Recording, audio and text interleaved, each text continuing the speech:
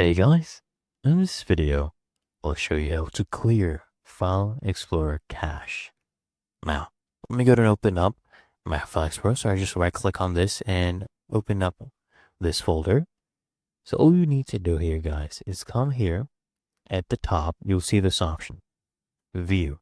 I want you to click on View, and then I want you to click on Options right here. Click on this, okay?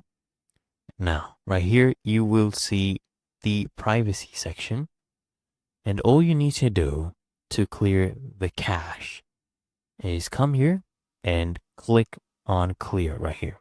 So I'll just click on clear. And as you can see, it's clearing the cache. So you just have to wait for a few seconds. So it's basically clearing all this and my File Explorer history. As you can see, and it's done. You just have to wait for a few seconds and it will be done. Okay. And there you go. It's really that easy and simple.